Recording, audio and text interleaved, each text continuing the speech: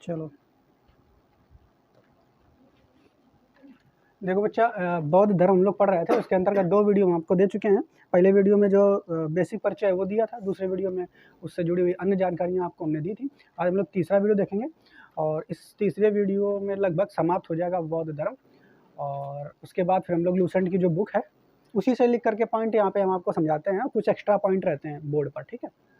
तो लूसेंट की बुक का जो थ्योरी पार्ट दिया है उसको हम लोग करेंगे, और बौद्ध मठ जो हैं वो कल के वीडियो में करेंगे। तो बौद्ध मठ और लूसेंट का थ्योरी पोर्शन वो कल की वीडियो में करने वाले हैं। तो टोटल एक तरीके से बौद्ध धर्म को समाप्त करने में 4 वीडियो यहाँ पे हमारे लग जाएंगे, ठीक है।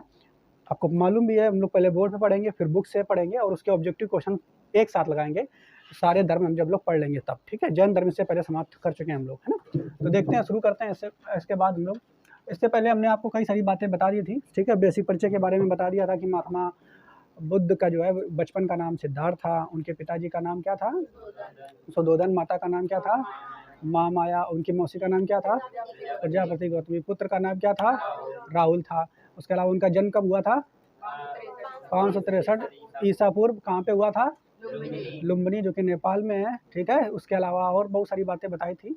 उन्होंने अपना गृह त्याग जो है 29 वर्ष की उम्र में किया था, और गृह त्याग करने के बाद वो जो है कई सारे साधुओं के साथ रहना शुरू कर दिए थे और 6 साल तक घूमते रहे, जिसमें उनके कई गुरु मिले, जिसमें जो पहले गुरु थे उनका नाम क्या था, अलार कलाम, जिन्होंने उनको सांख्य दर्शन की शिक्षा दी थी। उसके अलावा जो मुख्य गुरु थे उनका नाम क्या था, रुद्र कराम जो थे, उन्होंने योग दर्शन की शिक्षा दी थी। इसके अलावा ये फिर बाद में क्या साधुओं से निकल करके अलग जा करके इन्होंने तपस्या वगैरह की, ठीक है, जिससे कि इनको कहाँ पे जा करके इन्होंने ज्ञान प्राप्त हुआ था, बोध गया में। बोध गया में किस वृक्ष के किनारे नीचे, पीपल के नीचे, और नदी थी उसका नाम क्या था, निरंजना नदी थी, इसको फाल्गु नदी भी हम लोग कहते हैं। इसके बाद फिर उन्होंने क्या किया, जो ज्ञान प्राप्ति के बाद जो ये कहलाए थे, उनका क्या कहलाए थे, ये बुद्ध कहलाए थे। क्या कहते थे, बुद्ध, ठीक है।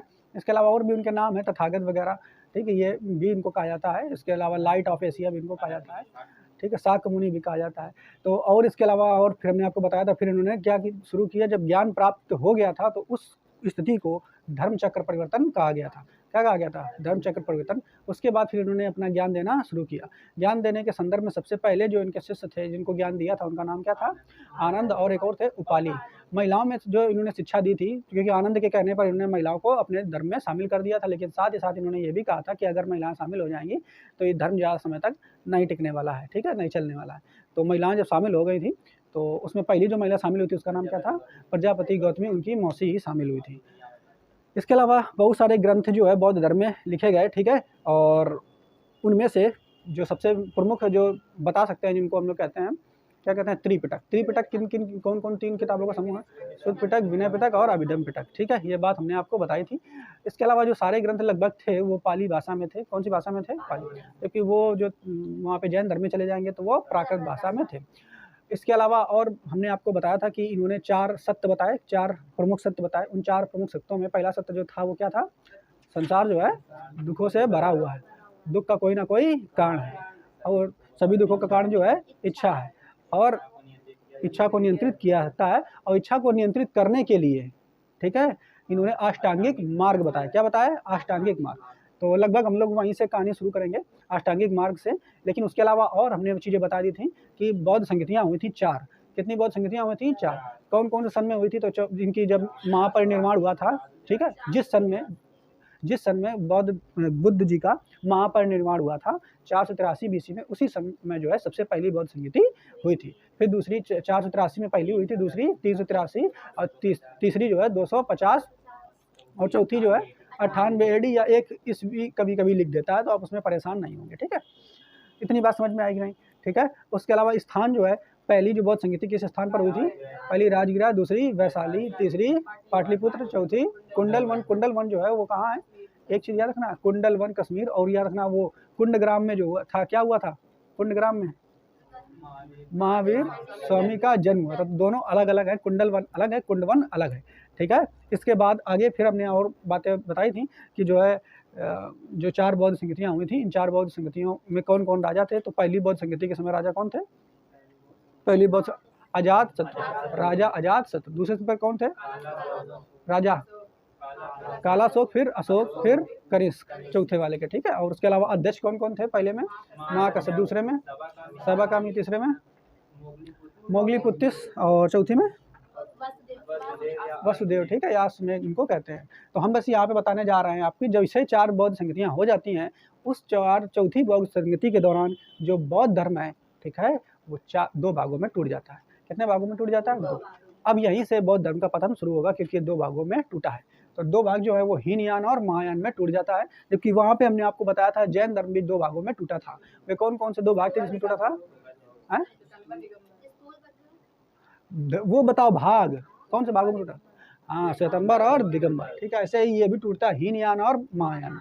तो हीनयान की जो शाखा थी ये वाली, ये जो है बौद्ध धर्म को पूरी तरीके से मानती थी कि जो मूल बौद्ध धर्म है वही लेकर के चलेंगे, ठीक है। ये कहता नहीं कोई परिवर्तन नहीं होगा, बौद्ध धर्म जिस तरीके से चला आ रहा है उसी तरीके से रहेगा। जबकि महायान की जो शाखा के लोग थे ये कहते थे नहीं, बौद्ध धर्म में अब परिवर्तन करने की आवश्यकता है, समय के साथ जो है चीज़ों को परिवर्तित करना चाहिए। इसलिए महायान वाले कहते थे कि बौद्ध धर्म में मूलभूत परिवर्तन किए जाने चाहिए, जबकि हीनयान वाले कहते थे कि नहीं, परिवर्तन नहीं किया जाना। तो हीनयान वाले शाखा वाले जो लोग थे वो बौद्ध धर्म में बिल्कुल परिवर्तन नहीं चाहते थे। इसी तरीके से उसमें जैन धर्म में भी 2 शाखाएं जो बनी थी, श्वेतंबर और दिगंबर। तो उनमें से जो दिगंबर वाले थे और श्वेतंबर वाले थे, तो एक लोग चाहते थे कि मूल जैन धर्म जैसा था वैसा ही बना रहे, और एक लोग चाहते थे परिवर्तन। किस वाले में परिवर्तन किया गया था, किस में नहीं? तो श्वेतंबर वाले में परिवर्तन किया गया था कि नहीं, और जो दिगंबर वाला था उसमें परिवर्तन नहीं। तो यहाँ पर देखो हीनयान वाले में अगर देखेंगे तो ये परिवर्तन नहीं चाहते थे कि जैसा बौद्ध धर्म है वैसा ही रहेगा। तो इसलिए हीनयान जो है बिल्कुल वैसा ही चलता रहा, और ज़्यादा समय के हिसाब से इसमें कोई भी भागों में नहीं टूटा, ये जैसा था वैसा ही चलता रहा, ठीक है। जबकि महायान वाले थे, इन्होंने अपने धर्म में परिवर्तन करवाया, ठीक है। मतलब जो बौद्ध धर्म मूल वाला था उसमें इनका कहा समय के साथ बदलाव होने चाहिए। क्या क्या बदलाव होंगे वो भी आगे हम आपको बताएंगे, ठीक है। इसमें भी 2 शाखाएं बट गई, ठीक है, 2 शाखाओं में टूट गया। एक था शून्यवाद और एक था वज्रयान शाखा। तो शून्यवाद शाखा और वज्रयान शाखा ये भी याद रखेंगे। जबकि इसमें कोनो भाग में नहीं टूटा था, ये क्यों टूटेगा, वो तो वही मेन चला आ रहा है। तो शून्यवाद शाखा और वज्रयान शाखा में टूट गया ये भी, ठीक है। अब मेन जो है बौद्ध धर्म के पतन का सबसे बड़ा जो कारण बना, ठीक है, वो वज्रयान शाखा वाला जो है ये लोग बने। क्योंकि वज्रयान शाखा वाले जो है ये सब वही काम करने लगे जिस काम को समाप्त करने के लिए बौद्ध धर्म और जैन धर्म की उत्पत्ति हुई थी। जिन कुरीतियों को, जो कि सनातन धर्म हिंदू धर्म में जो कुरीतियाँ व्याप्त थी, उन कुरीतियों को दूर करने के लिए जैन धर्म और बौद्ध धर्म बने थे, हैं, वही कुरीतियों को ये वज्रयान शाखा वाले जो लोग हैं वो अपनाने लगे। क्या अपनाने लगे वो अभी आपको बताएंगे, ठीक है। आगे देखिए, इसके अलावा जो यहाँ पर इनका जो आदर्श था हीनयान वालों को, उनका आदर्श पद क्या था? अयर्थ पद। अयर्थ पद क्या होता है? अयर्थ पद क्या होता है? अपना स्वयं में जो है ज्ञान की प्राप्ति करना, अपना स्वयं जो है, ठीक है, ज्ञान प्राप्त करना बैठ करके जैसे भी, ठीक है। तो अयर्थ पद मतलब अगर आपको मोक्ष की प्राप्ति करना है तो आपका आदर्श होना चाहिए अयर्थ पद। क्या होना चाहिए? अयर्थ पद। अयर्थ पद जिस तरीके से बुद्ध भगवान ने, ठीक है, ज्ञान की प्राप्ति की थी, मोक्ष की प्राप्ति की थी, उसी तरीके से ये लोग भी कहते थे कि हमारा आदर्श जो रहेगा वो अयर्थ पद ही रहेगा। क्या रहेगा? अयर्थ पद। जबकि ये लोग कहते हैं कि नहीं, अयर्थ पद नहीं होना चाहिए। अब जो हमारा आदर्श होना चाहिए वो बोधिसत्व होना चाहिए। क्या होना चाहिए? बोधिसत्व। बोधिसत्व कौन कह रहे थे? महायान वाले। बोधिसत्व का तात्पर्य यहाँ पर ये है कि हमें, बोधिसत्व का तात्पर्य ये है कि हमें लोगों की भलाई करनी चाहिए, लोगों का जितना ज़्यादा कल्याण हो सके वो करना चाहिए। क्योंकि ये जो हीनयान वाले कह रहे थे वो मेन बौद्ध धर्म से चला आ रहा है। तो वहाँ पे अयर्थ पद जो उनका आदर्श था, अयर्थ पद में का मतलब ये हो गया, हमने आपको बता दिया कि बस बैठ करके अपना ज्ञान प्राप्त करना, जिस तरीके से बुद्ध भगवान ने अपना ज्ञान प्राप्त की थी और उसी तरीके से मोक्ष प्राप्त किया था, उसी तरीके से ज्ञान प्राप्त करना और लोगों को वही चीज़ों को समझाना, वही आगे बढ़ाना, इसी तरीके से मोक्ष की प्राप्ति होगी, ठीक है। जबकि ये लोग क्या कह रहे थे कि नहीं, ऐसे मोक्ष की प्राप्ति नहीं होगी, वो तो करना ही है अर्थ पद, ठीक है, ज्ञान तो प्राप्त करना है, लेकिन लोगों की भलाई करिए। बोधिसत्व इनका आदर्श हो गया कि लोगों की भलाई करिए, उनको उनका मदद कीजिए। ये सब चीज़ें यहाँ पे बताई गई थी बोधिसत्व में, ठीक है। अब आगे फिर क्या हुआ? अब जो सबसे पहले हमने आपको बताया कि जो बौद्ध धर्म बना था, तो हमने आपको बताया था कि हिंदू धर्म में जो कुरीतियाँ थी, ठीक है, कुरीतियों में एक प्रमुख कारण ये था कि वहाँ पे मूर्ति पूजा भी हिंदू धर्म में की जाती थी, ठीक है। तो अब हुआ क्या कि जैसे ही महायान वाले जो हैं, महायान वालों ने भी क्या शुरू कर दिया? मूर्ति पूजा शुरू कर दी। इन्होंने बुद्ध को एकदम भगवान बना दिया, जो कि उन्होंने स्वयं मना किया था कि मैं भगवान नहीं हूँ, ठीक है। और ईश्वर जैसी कोई चीज़ होती नहीं है, कोई भी व्यक्ति महान नहीं है, कोई व्यक्ति यानी दुनिया में कोई भी चीज़ सर्वशक्तिशाली नहीं है। तो लेकिन महायान वालों ने उन्होंने क्या किया, उनको भगवान बना दिया और उनकी मूर्ति बनाना शुरू कर दिया। जो वर्तमान समय में मूर्तियाँ जो पूजी जाती हैं सनातन धर्म, हिंदू धर्म में, ठीक है, जो बहुत सारे भगवान की मूर्ति बनती हैं जिस तरीके की, तो इस तरीके की जो मूर्तियाँ हैं, यानी एक तरीके सबसे पहले जो मूर्ति बनाई गई थी वो बौद्ध भगवान की ही बनाई गई थी। और बौद्ध धर्म के जो है, जो वर्तमान समय की आज की काल की जो मूर्तियाँ होती हैं, उनके पूरा स्ट्रक्चर जो है वो बौद्ध धर्म से ही चल करके आ रहा है। सबसे पहली जो मूर्ति पूजा अगर देखा जाए तो यहाँ से स्ट्रक्चर्ड वे में शुरू होता है। इससे पहले हिंदू धर्म में, सनातन धर्म में होती थी, लेकिन मूर्तियों का जो स्ट्रक्चर होता था वो इस तरीके का नहीं होता था, वो अलग तरीके की होती थी, ठीक है, नॉर्मल। लेकिन जो मूर्ति पूजा विशेष ढंग से शुरू हुई वो यहीं से शुरू हुई, ठीक है। तो जिस बात का ये लोग विरोध करते थे वही काम इन लोगों ने शुरू कर दिया महायान वालों ने। इसके अलावा आप देखते हो कि विभिन्न त्योहारों में जो जुलूस निकाले जाते हैं, जैसे जब भी कभी किसी भी माता या फिर देवता का जो है पूजा होती है तो जुलूस निकाला जाता है, लोग एक साथ चल करके जयकारे निकालते हुए जुलूस निकालते हैं। तो जुलूस निकालने की प्रथा जो काम शुरू किया था इसी धर्म से में शुरू हो गया, ठीक है, जो कि एक तरीके जैसा आडंबरों का ये विरोध कर रहे थे वही आडंबर लेकर के आने लगे, ठीक है। तो जुलूस निकालने की जो प्रथा है सबसे पहले इसी धर्म से शुरुआत हुई थी। इससे पहले ना हिंदू धर्म में, ना फिर इसके अलावा कोई भी धर्म में नहीं थी, क्योंकि इस्लाम धर्म तो बाद में आता है और इस्लाम फिर इन लोगों की कॉपी करते हैं, ठीक है, बाद में जब इस्लाम धर्म आता है, ठीक है। तो जुलूस निकालने का जो सबसे पहली शुरुआत है वो इसी धर्म से शुरू होती है, ठीक है। बात समझ पाए? आगे हमने आपको बताया, तो एक तो ये मूर्ति पूजा का काम शुरू कर देते हैं, इसके अलावा जुलूस निकालने वाला भी काम शुरू कर देते हैं। इसके अलावा इसमें और बहुत सारी अनुमति दी गई। क्या क्या अनुमति दी गई? यहाँ पे कह दिया गया कि आप शराब पी सकते हो, अगर आपका मन है तो मदिरापान कीजिए, कोई दिक्कत नहीं है। तो इसी में वज्रयान शाखा में, जो महायान की थी ये वज्रयान शाखा, इसमें शराब पीना बिल्कुल जायज़ था, पी सकते हो, कोई दिक्कत नहीं, कोई मनाही नहीं है। इसके अलावा मूर्ति पूजा करो, खूब करो, बुद्ध भगवान की बड़ी बड़ी प्रतिमा जितनी बना सको आप बनाइए और उन प्रतिमाओं का पूजा कीजिए। तो ये मूर्ति पूजा यहीं से शुरू हो गई, ठीक है। आगे देखो, वेश्यावृत्ति, इसकी भी अनुमति थी, वेश्यावृत्ति करिए, आपको कोई दिक्कत नहीं है, इसकी भी अनुमति इसी में थी। तो इतने सारे आडंबर जब यहाँ से आना शुरू हो गए तो सबसे बड़ा विनाश के कारण बुद्ध धर्म का यही बना। आगे आपको बताएंगे कि फिर से पुनः लोग जो है सनातन धर्म, हिंदू धर्म में क्यों लौट आए, ठीक है, बौद्ध धर्म को छोड़ के। क्योंकि जब बौद्ध धर्म चल रहा था तो उस समय जो भारत के राजा थे अशोक, ठीक है, अशोक पूरा भारत सहित जो वर्तमान समय में बहुत तिब्बत जो भाग है, म्यांमार, ये भारत का सब हिस्सा था, बहुत बड़ा हिस्सा भारत का था। तो पूरे भारत में भी बौद्ध धर्म बहुत तेज़ी से फैल गया था और इतनी तेज़ी से फैल गया था, फिर उसके बाद धीरे धीरे ये कैसे समाप्त होता है, जैन धर्म कैसे धीरे धीरे समाप्त होते हैं, वो आगे आपको बताएंगे। तो इसके अलावा और आपको विनाश के कारण सबसे बड़ा हमने आपको बता ही दिया, ठीक है।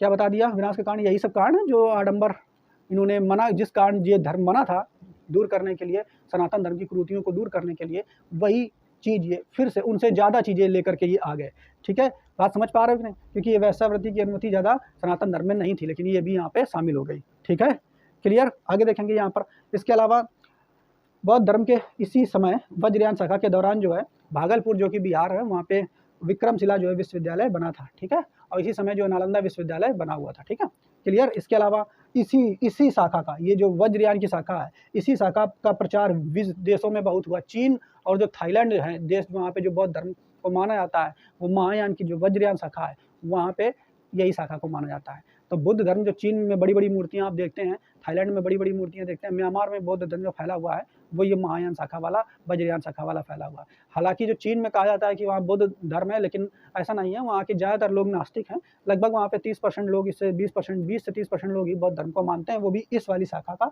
महायान की वज्रयान शाखा को मानते हैं, ठीक है, क्लियर। इतनी बात आपको समझ में आ गई होगी। सबसे ज़्यादा देखो, अब जो मूर्तियाँ बनी थी वो 2 शैलियों में बनी थी, ठीक है। यहाँ पे जो मूर्तियाँ बनी थी वो 2 शैलियों में बनी थी। एक थी मथुरा शैली और एक थी गांधार शैली।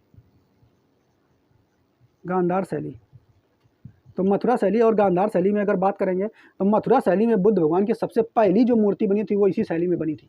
सबसे पहली मूर्ति वो मथुरा शैली में बनी थी, और जो सबसे ज़्यादा मात्रा में मूर्तियाँ फिर बनना शुरू हुई थी बौद्ध भगवान की, वो गांधार शैली में, सबसे ज़्यादा मात्रा में गांधार शैली में मूर्तियाँ बनना शुरू हुई थी। तो ये बात भी आपको याद रखनी है, ठीक है, क्लियर। अब ये मथुरा शैली, गांधार शैली क्या होती है, तो इसको पिक्चर आप जो है देख सकते हैं गूगल पर सर्च करके किस तरीके की होती है, ठीक है। आगे देखेंगे। अब यहाँ पर हमने आपको बताया था कि ये इतनी बातें आपको हमने बता दी, दोनों शाखाएं में जब टूट गया तो ये दोनों में अंतर था, हीनयान और महायान में।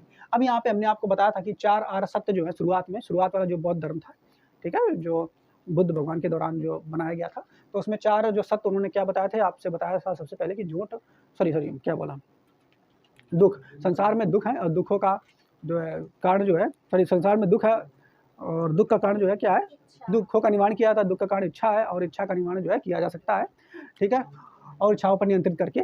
और उसके अलावा अगर आपको इच्छाओं पर नियंत्रित करना है तो उसके उन्होंने 8 तरीके बताए थे। कितने तरीके बताए थे? 8। और उन्हीं 8 तरीकों को अष्टांगिक मार्ग कहा जाता है। क्या कहा जाता है? अष्टांगिक। तो अष्टांगिक मार्ग में कौन कौन से 8 मार्ग हैं वो यहाँ पर हम लोग देखेंगे। सबसे पहले देखिए कौन कौन सा है। सबसे पहले देखो, सबसे पहले सम्यक दृष्टि। सम्यक मतलब सही, अच्छी। सम्यक दृष्टि, आपकी दृष्टि अच्छी होनी चाहिए, सही होनी चाहिए, ठीक है, किसी को गलत नजर से नहीं देखेंगे। सम्यक दृष्टि। दूसरा सम्यक संकल्प, जो कार्य आप करोगे वो अच्छा संकल्प लीजिए, किसी कोई भी गलत संकल्प ना लीजिए कोई भी कार्य करने के दौरान। नहीं, लोग होते हैं कि मार देंगे, काट देंगे, कूट देंगे, ये कर देंगे, वो कर देंगे, तो संकल्प आपको गलत नहीं लेना है। अपनी सम्यक वाणी रखना है। वाणी कैसे रखना है? पहले देखना सही है, सम्यक दृष्टि होनी चाहिए, सम्यक संकल्प होना चाहिए, बोलना अच्छा है, ठीक है, क्या करना है? बोलना अच्छा है। कर्म, सम्यक कर्मांत, आपके कर्म अच्छे होने चाहिए, ठीक है, यानी कर्म आप अच्छे कीजिए।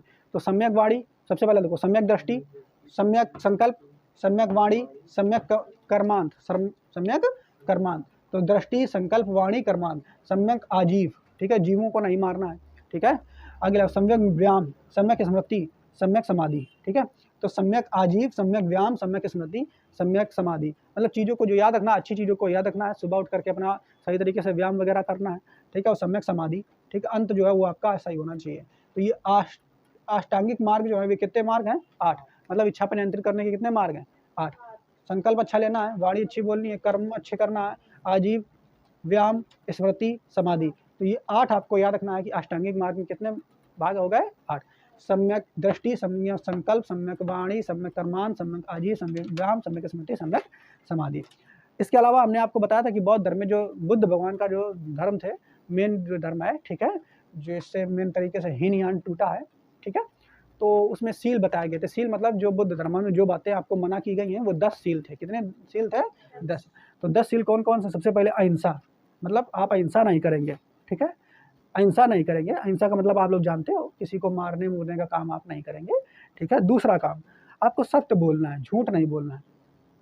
क्या लिख दिया? सत्य लिख दिया, ठीक है, सत्य लिखा हुआ है ना, देखो, असत्य लिखा हुआ, असत्य नहीं बोलना, ही लिखा है, असत्य होगा, असत्य, असत्य नहीं बोलना, क्योंकि ये मना किया गया है ना काम, असत्य नहीं बोलना है, असत्य, असत्य नहीं बोलना, असत्य को मना किया गया है।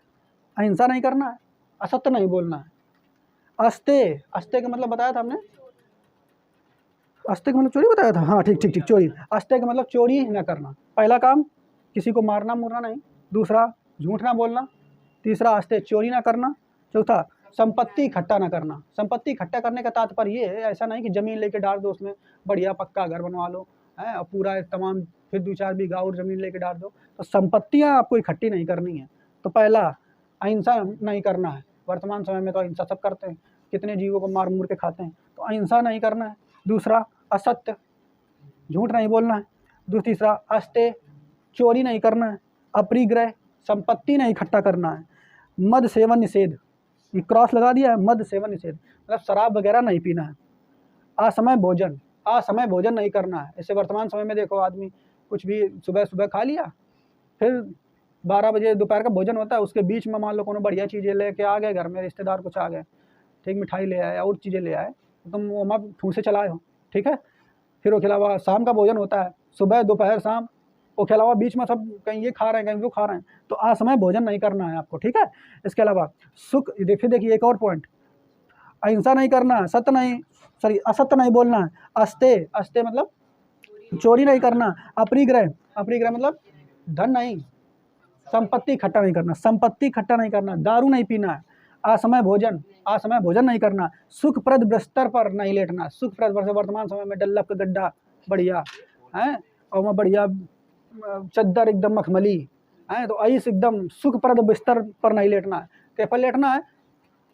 जमीन पर लेटो, या तो एकदम बिछा के प्यार पुआल जिसको बोलते हैं, बिछा के लेटो, या तो फिर खटिया जो है अपन है एकदम बान वाली, वो पर लेटो। तो सुखप्रद बिस्तर नहीं होना चाहिए। सुखप्रद बिस्तर जो है नींद बहुत अच्छी आएगी, तुम सोते रहोगे एकदम आलसियों की तरह, ठीक है। तो सुखप्रद बिस्तर नहीं होना चाहिए। उसके अलावा धन संचय नहीं करना। यहाँ पे क्या था, यहाँ पर जो अपरिग्रह, संपत्ति संचय नहीं करना। संपत्ति का मतलब जो संपत्ति में ये आता है, घर, तो तुमने गाड़ी खरीद ली वो संपत्ति में आई, कार खरीद ली वो संपत्ति में आ जाएगी, हैं, खेत खरीद लिए बहुत सारे वो संपत्ति में आ जाएगी। तो संपत्ति इकट्ठा नहीं करना, धन भी इकट्ठा नहीं करना, धन मतलब पैसा नहीं जोड़ना, यानी कि सोना सोना चांदी ये सब चीज़ें जो हैं धन पैसा नहीं इकट्ठा करना। इसके अलावा स्त्रियों से बिल्कुल सदा दूर रहो, कभी स्त्रियों के पास नहीं जाना, उनसे हमेशा दूर रहिए, ठीक है। नृत्य गान, नाचना नहीं है, नाचना गाना नहीं है। वर्तमान समय में तो सब पूरे इसी में उतारू है, हर प्रकार की लड़कियां, हर प्रकार के लड़के यूट्यूब टिकटॉक पर उतारू है एकदम नाचने के लिए। तो नृत्य गान जो है ये बिल्कुल नहीं करना। तो ये काम जो है 10 सील की जो है मनाही की गई थी उस समय। अगर आप बौद्ध धर्म को अपना रहे हो, आज का आदमी बौद्ध धर्म अपना पाएगा? ये 10 सील इनको हम देख करके मान लो कुछ भी कर लिया, एक आध कर लिया, लेकिन हमें तो नहीं लगता मद निषेध मान लो हम जैसे लोगों से हो जाएगा, अहिंसा हो जाएगी, असत्य नहीं बोलेंगे, ठीक है, ये भी हो सकता है, अस्ते हो सकता है, ये भी नहीं होगा, मान लो, ठीक है, अपरिग्रह हो सकता है। आज आदमी को धन नौकरी का मारे करता है, अपरिग्रह मारे, धन संचय करेगा, पढ़ाई का मारे कर रहा है, एक मारे कर रहा है। तो आज का आदमी बहुत ही कम है जो बौद्ध धर्म को अपना पाए और उस तरीके का पूरा पालन कर पाए, ठीक है, बहुत ही रेयर केसों में ऐसा हो सकता है। तो ये 10 सील है, आप ये देख लेंगे, क्लियर। तो इनको भी आप याद रख लेंगे, 10 सीलों को आप एक दो बार पढ़ेंगे, देखेंगे और याद रखेंगे, ठीक है। इसके अलावा यहाँ पर दिया है प्रतीक।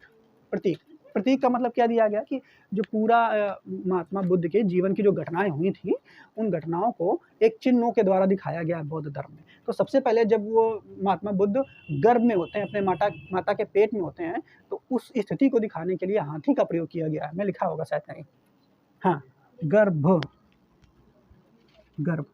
ठीक है। तो पहले नंबर पर आप ये याद कर रखें कि जो सबसे पहली जो स्थिति याद रखेंगे कि जब माता के पेट में थे वो, तो उस स्थिति को दिखाने के लिए हाथी का प्रयोग हुआ था। इसका प्रयोग हुआ था। उसके बाद आप जन्म लेंगे, तो जन्म जब होंगे तो ऐसा जब इसको दिखाने के लिए कमल का प्रयोग किया जाता है। किसका प्रयोग किया जाता है? या कहीं कहीं ये देखिए सांड का प्रयोग कब किया जाता है, याद है सुनिए। सबसे पहले जब पेट में थे तो हाथी के द्वारा दिखाया जाता है। जब जन्म लेते हैं तो कमल, और जब वो युवा अवस्था में आते हैं, बड़े हो रहे होते हैं, तब सांड। बात समझ पा रहे हो नहीं? तो लेकिन इसमें दोनों में लिख दिया, आप ये समझ लीजिए। जन्म पेट में है, हाथी के द्वारा दिखाया जाता है।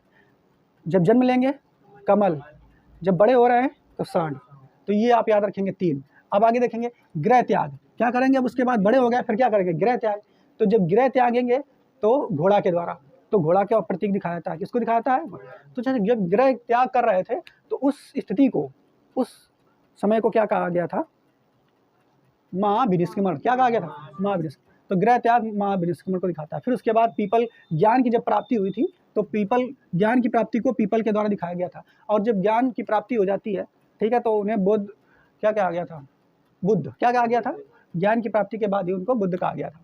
उसके अलावा निर्वाण, ठीक है, निर्वाण को पद चिन्हों के द्वारा दिखाया जाता है। किसके द्वारा दिखाया जाता है? निर्वाण मतलब मोक्ष। देखो निर्वाण का अर्थ यहाँ क्या है? मोक्ष। मोक्ष का तात्पर्य क्या है? ज्ञान प्राप्त हो जाना और साथ ही साथ धर्म, जीवन और मृत्यु के जंजाल से बच जाना, ठीक है। नहीं समझ पाए? निर्वाण का मतलब क्या है?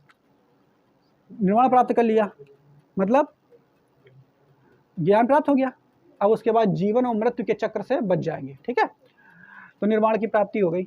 इसके अलावा मृत्यु को स्तूप से दिखाया गया है। किससे दिखाया गया है? निर्वाण को पदचिन्ह से, मृत्यु को स्तूप से और समृद्धि को शेर से। अब प्रथम उपदेश जो दिया है चक्र से, ठीक है, प्रथम उपदेश को कहाँ से दिखाया गया? चक्र। तो ये बातें भी आप याद रखेंगे, इससे भी क्वेश्चन बहुत पेपर में पूछ लिया जाता है। इंपॉर्टेंट ये वाला रहेगा, ठीक है, क्लियर पोर्शन। ये वाला भी इंपॉर्टेंट रहेगा, ये भी आपके इंपॉर्टेंट हैं। आप इनको भी एक दे ही देगा बीच में, कौन सा नहीं है बताइए अष्टांगिक मार्गों में, तो आप इनको भी आप देख लेंगे। जैन और बौद्ध धर्म में समानताएं क्या हैं, इसको देख लेते हैं। तो देखिए ईश्वर को मानते थे क्या? बिल्कुल नहीं, इसीलिए तो बने थे क्योंकि ईश्वर की ज़्यादा प्रधानता हो चुकी थी सनातन धर्म में, और उसी से जुड़े हुए कर्म कांड और तमाम आडंबर आ गए थे सनातन धर्म में। इसीलिए इन्होंने कहा ईश्वरों को समाप्त कर दो। तो ये भी नहीं मानते थे, ये भी नहीं मानते थे, कहा ईश्वरवाद नहीं होता। मूर्ति पूजा का दोनों लोग खंडन करते थे, नहीं होता है। कर्म कांड में बिल्कुल विश्वास नहीं करते थे, कर्म कांड, पूजा पाठ ये सब बेकार, ऐसे नहीं करना, ठीक है। पुनर्जन्म में विश्वास करते थे, लेकिन कुछ किताबों में बताया गया है कि बौद्ध धर्म नहीं करता था, कुछ में बताया गया है तो करता है, ऐसा बताया जाता है। लेकिन यहाँ पे क्योंकि पुनर्जन्म में विश्वास है, तभी तो महात्मा बुद्ध की जातक कथा में जो है 200 कहानियों का पुनर्जन्म का वर्णन किया गया है। इसलिए यहाँ पर हम मान सकते हैं कि पुनर्जन्म का जो है वर्णन दोनों धर्मों में है, ठीक है। मोक्ष की प्राप्ति करना है दोनों में, ये भी मोक्ष को इसमें बौद्ध धर्म में क्या कहा गया? निर्वाण, जबकि उसमें कैवल्य कहा गया है, ठीक है। तो मोक्ष की प्राप्ति की बात हम इसमें कही गई है। इसके अलावा दोनों धर्म हिंदू धर्म से टूट करके अलग हुए थे, ये बात भी आप याद रखेंगे। दोनों में कुछ अंतर क्या है ये भी देख लेते हैं। बौद्ध धर्म और जैन धर्म में कुछ अंतर है, उनको भी देख लेंगे। देखिए, इन्होंने कहा कि मोक्ष की अगर प्राप्ति करना है आपको, तो मोक्ष की प्राप्ति में सबसे बड़ी बाधा जो है वो इच्छा है। ठीक है, किन्होंने कहा? बौद्ध धर्म। जबकि इसमें क्या कहा गया कि आत्मा है। क्या है? आत्मा। मोक्ष की प्राप्ति में सबसे बड़ी बाधा क्या है? आत्मा। आत्मा का चक्कर खत्म करो किसी तरीके से। ठीक है, तो आत्मा का चक्कर खत्म समाप्त करना। इसके अलावा यहाँ पर देखो, ज्ञान की प्राप्ति या फिर जीवन मरण के चक्कर, ज्ञान की प्राप्ति या फिर जीवन मरण के चक्कर से मुक्त होना, इसी को कहा गया है मोक्ष। क्या कहा गया है? या फिर निर्वाण कह सकते हैं। इसमें उसको क्या कहा गया है? केवल। क्या कहा गया है? केवल। मोक्ष की प्राप्ति के लिए इसमें क्या, कौन सी कितने अष्टांगिक मार्ग है, और यहाँ संलेखना विधि द्वारा जो है प्राण को त्यागना है। क्लियर? ये इतना याद रखेंगे। अब यहाँ पर और देखेंगे कि बौद्ध धर्म के आगे बढ़ने के कारण क्या थे। बौद्ध धर्म जैन धर्म से बहुत आगे बढ़ गया था, बहुत ज़्यादा इसका प्रचार हुआ था, बहुत पूरे भारत में फैल गया एक तरीके से था। पूरे भारत में जो अखंड भारत था उसमें पूरा फैल गया था बहुत ज़्यादा मात्रा में। तो क्या कारण थे ये? इसलिए एक का कारण ये था कि बौद्ध धर्म की जो भाषा थी वो पाली थी, जबकि जैन धर्म की जो भाषा थी वो प्राकृत थी। प्राकृत अपेक्षाकृत जो है पाली से बहुत कठिन होती है। ठीक है, बहुत कठिन होती है। तो इसलिए इसकी भाषा सरल थी, इसलिए लोगों को समझ में ज़्यादा आई, और इसलिए बौद्ध धर्म जो है थोड़ा सा आगे बढ़ा जैन धर्म की तुलना में। दूसरा, नियम कायदे कानून की अगर बात करें तो नियम जो है बौद्ध धर्म में जैन धर्म की अपेक्षाकृत सरल है। कैसे हैं? सरल। जैसे वहाँ पे बहुत सारे नियम, बिना वस्त्रों के रहना है, खेती भी नहीं करना है, जीवों को नहीं मारना है, ऐसा बोला गया था। तो इतने कठिन नियम थे, क्योंकि बौद्ध धर्म में ऐसा कुछ नहीं था। इसलिए जैन धर्म की तुलना में बौद्ध धर्म के नियम जो थे वो थोड़े सरल थे, यानी सरल थे, इसीलिए आगे बढ़ गया बौद्ध धर्म जैन धर्म से। इसके अलावा महिलाओं को सम्मान। देखिए, बौद्ध धर्म में जो है महिलाओं को अनुमति थी, बराबरी की अनुमति थी, महिलाओं को प्रवेश करवा दिया गया था आनंद के कहने पर। ठीक है, जबकि जैन धर्म में ऐसा नहीं था, इसलिए जो है वहाँ पे महिलाओं के द्वारा इसका विरोध किया गया जैन धर्म का, इसलिए बौद्ध धर्म को ये फायदा हुआ और आगे बढ़ गया। उसके अलावा ब्रह्मचर्य व अहिंसा। अगर ब्रह्मचर्य और अहिंसा की बात करें तो जैन धर्म में इस बातों का बहुत ज़्यादा उल्लेख किया गया कि अहिंसा नहीं करना है, ब्रह्मचारी रहना है, अहिंसा नहीं करना, ब्रह्मचारी रहना। इस बात का बहुत ज़्यादा जोर इस पर दिया गया। तो भाई अहिंसा नहीं करना, अगर खेती नहीं करेगा तो आदमी खाएगा क्या? ठीक है, तो इसलिए इसका भी फायदा हुआ किसको? बौद्ध धर्म को। ठीक है, इसके अलावा निर्वस्त्र रहना सबसे बड़ा कारण ये था, बहुत बड़ा कारण था कि लोगों को निर्वस्त्र रहना ठीक नहीं लगता जैन धर्म में। तो जैन धर्म का पतन का सबसे बड़ा कारण अगर देखा जाए तो निर्वस्त्र रहना था। इसके अलावा संगतियाँ, जैन धर्म की संगतियाँ 2 हुई, जबकि बौद्ध धर्म की संगतियाँ 4 हुई। जैन धर्म की संगतियाँ बहुत सालों में हुई, लगभग कितने के? पहली संगति कब हुई थी? पहली संगति कब हुई थी जैन की? 300 BC में हुई थी, और दूसरी कब हुई थी? 512। अब देखो सालों का अंतर कितना है, 512 ईस्वी, कितना ज़्यादा अंतर है। ठीक है, 300 साल भी उधर, 500 साल इधर, 812 साल बाद दूसरी जैन संगति होती है। जबकि जैन बौद्ध धर्म की जो संगति होती है वो तो 100 साल के अंदर में लगभग हो जाती है, ऐसा मान सकते हैं। तो 4 बौद्ध संगतियाँ हुई थी, उसका बहुत ज़्यादा फायदा बौद्ध धर्म को मिला। ठीक है, उसके अलावा राजाओं का बहुत योगदान रहा बौद्ध धर्म को बढ़ाने में। देखिए, जैन धर्म के लिए सबसे ज़्यादा जो प्रचारक राजा थे एक तरीके से, वो कौन थे? एक तरीके से कौन थे? चंद्रगुप्त मौर्य। ठीक है, चंद्रगुप्त मौर्य थे, है ना।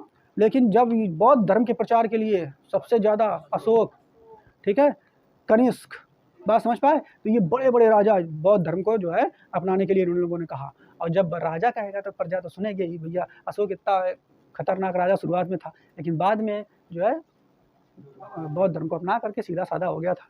तो ज़्यादातर इसका फ़ायदा इनको हुआ। ठीक है, तो ये बात भी आप याद रखेंगे। अब यहाँ पर हम देखेंगे कि दोनों धर्म, जब बौद्ध धर्म इतना ज़्यादा आगे बढ़ चुका था, इतना ज़्यादा पूरे भारत सहित पूरे एशिया में, लगभग एशिया में फैल गया था। आप देखिए, म्यांमार में, तिब्बत में, चाइना में, भारत में, हैं, इसके अलावा जापान वगैरह में पहुँच गया था, श्रीलंका में पहुँच गया था। ठीक है, बहुत सारे देशों में जो है, थाईलैंड में, बहुत सारे देशों में इतना सारा बड़ा धर्म पहुँच गया, इतना ज़्यादा विस्तारित हुआ। तब फिर अचानक ऐसा क्या हुआ कि बौद्ध धर्म पूरे भारत से का पतन हो चुका और फिर से जो सनातन धर्म, हिंदू धर्म वापस आ गया। ऐसा क्या हुआ? तो इसके सबसे प्रमुख कारण हमने आपको बताया कि महायान शाखा में जो वज्रयान शाखा थी, इसका सबसे ज़्यादा कारण यही था कि हिंदू धर्म में जो कुरीति थी, जो पूजा पाठ का आडंबर जिस कारण बनाया गया था कि पूजा पाठ के कारण ये बौद्ध धर्म बना था, तो वो पूजा पाठ फिर से शुरू कर दी गई। ठीक है, इसके अलावा मूर्ति पूजा, ठीक, उनने मना किया था, ठीक है, कि मूर्ति पूजा नहीं करना है। बुद्ध भगवान की बड़ी बड़ी मूर्तियां बनने लगी, उसकी पूजा होने लगी। ये उतना बड़ा कारण नहीं मान सकते, लेकिन और क्या कारण एक्स्ट्रा हो गए, इन्होंने जुलूस निकालना शुरू कर दिया, ठीक है, इससे लोगों को दिक्कत होने लगी। बात समझ पाए? उसके अलावा वो भी ठीक है, चलो चल जाएगा, लेकिन मद्य निषेध जो था हिंदू धर्म में उतना नहीं था। मद्य निषेध था हिंदू धर्म में, ठीक, सनातन धर्म में मद्य निषेध इसमें चालू हो गया, मतलब मद्य निषेध नहीं किया गई, चालू कर दी गई, ठीक है। मद्य जो है, दारू जो है, मदिरा को शुरू कर दिया गया। उसके अलावा वेश्यावृत्ति शुरू हो गई यहाँ पर इसमें, ठीक है। ये बहुत सारे कारण थे जिसके कारण जो है बौद्ध धर्म का पतन शुरू हो गया। तो हमने आपको बताया कि जिस कुरीतियों के विरुद्ध ये बौद्ध धर्म जो शुरू हुआ था, वही कुरीतियाँ, उससे ज़्यादा कुरीतियाँ लौट करके इसमें वापस आ गई, जिस कारण जो हिंदू धर्म, मतलब भारत से बौद्ध धर्म इतना ज़्यादा कम मात्रा में रह गया। उसके अलावा और बताएं, देखो मूर्ति पूजा का विरोध होता था, तो मूर्ति पूजा फिर से शुरू हो गई इसमें, जिस कारण और लोगों ने देखा। अभी देखिए फिर इसके अलावा जातिवादता हिंदू धर्म सनातन धर्म में बहुत थी, इसमें भी बौद्ध धर्म में जातिवादता का प्रारंभ हो गया। हीनयान, महायान, फिर ये टूटा, शून्यवाद, वज्रयान, हैं, इसमें भी एक दूसरे से भेदभाव करने लगे कि तुम शून्यवाद वाले हो, तुम बेकार हो, तुम हीनयान वाले हो, तुम बेकार हो। तो ये भी टूट गया, जातियों में बिखर गया, जिस कारण इसका और लोगों ने देखा कि अरे।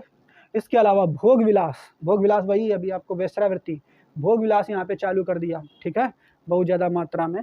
जो मठ के प्रमुख होते थे, जिनको मठाधीश कहा जाता था, ठीक है, बौद्ध धर्म में, और वर्तमान समय में दलाई लामा कहा जाता है एक तरीके से।